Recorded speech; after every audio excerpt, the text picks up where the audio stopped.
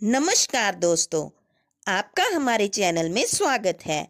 आज हम लाए हैं षटतिला एकादशी की कथा, व्रत की तिथि, व्रत के पारने का समय और तिलों की भूमिका क्या है इस व्रत में।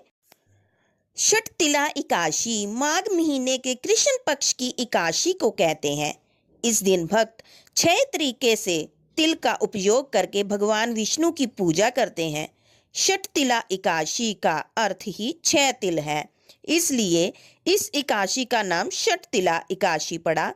इस व्रत को पाप हरनी के नाम से भी जाना जाता है, जिसका सीधा मतलब है कि ऐसा व्रत जो सभी पापों को नष्ट कर दे।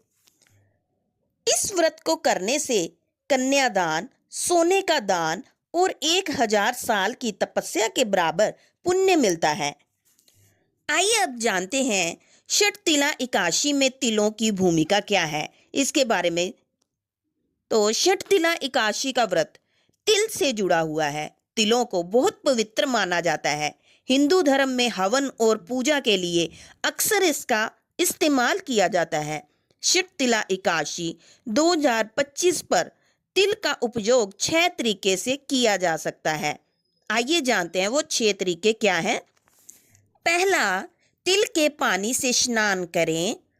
दूसरा, तिल का उपटन बनाकर उसका उपयोग करें। तीसरा, पूजा में तिल का उपयोग करें। चौथा, तिल का पानी पिएं। पांचवा, तिल का दान करें। छठा, तिल की मिठाइयाँ और व्यंजन बनाएं। इस प्रकार जो मनुष्य जितने तिलों का दान करता है उतने ही 1000 वर्ष स्वर्ग में वास करता है। अब हम जानते हैं व्रत की तिथि और पारने का समय। उदय तिथि के मुताबिक षटतिला एकादशी शनिवार 25 जनवरी को मनाई जाएगी और 26 जनवरी को पारने का समय 7:21 से सुबह 9:34 तक रहेगा। आइए अब षटतिला एकादशी की प्राचीन कथा का श्रवण करते हैं। प्राचीन काल में मृत्युलोक में एक ब्राह्मणी रहती थी। वह सदैव व्रत किया करती थी। एक समय वह 1 मास तक व्रत करती रही। इससे उसका शरीर अत्यंत दुर्बल हो गया। यद्यपि वह अत्यंत बुद्धिमान थी, तथापि उसने कभी देवताओं या ब्राह्मणों के निमित्त अन्न या धन का दान नहीं किया था। इससे मैंने सोचा कि ब्राह्मणी ने व्रत आज से अपना शरीर शुद्ध कर लिया है, अब इसे विष्णु लोक तो मिल ही जाएगा, परंतु इसने कभी अन्न का दान नहीं किया। इससे इसकी तृप्ति होना कठिन है। भगवान ने आगे कहा, ऐसा सोचकर मैं भिखारी के वेश में मृत्युलोक में उस ब्राह्मणी के पास गया और उससे भिक्षा मांगी। वह ब्राह्मणी बोली, महाराज किस लिए आए हो? मैंने कहा, मुझे भिक्षा चाहिए। इस पर उसने एक मिट्टी का ठेला मेरे भिक्षा पात्र में डाल दिया। मैं उसे लेकर स्वर्ग में लौट आया। कुछ समय बाद ब्राह्मणी भी शरीर त्याग कर स्वर्ग में आ गई।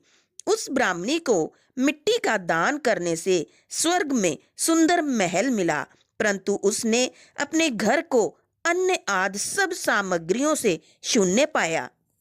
घबराकर वह मेरे पास आई और कहने लगी कि भगवान, मैंने अनेक व्रत आज से आपकी पूजा की, परंतु फिर भी मेरा घर अन्न आदि सब वस्तुओं से शून्य है। इसका क्या कारण है? इस पर मैंने कहा, पहले तुम अपने घर जाओ, देव स्त्रियां आएंगी तुम्हें देखने के लिए। पहले उनसे षटतिला एकादशी का पुण्य और विधि सुन लो, तब द्वार खोलना। मेरे ऐसे वचन सुनकर वह अपने घर गई। जब देव स्त्रियां आईं और द्वार खोलने को कहा तो ब्राह्मणी बोली, आप मुझे देखने आई हैं तो षटतिला एकादशी का महात्म्य मुझसे कहो।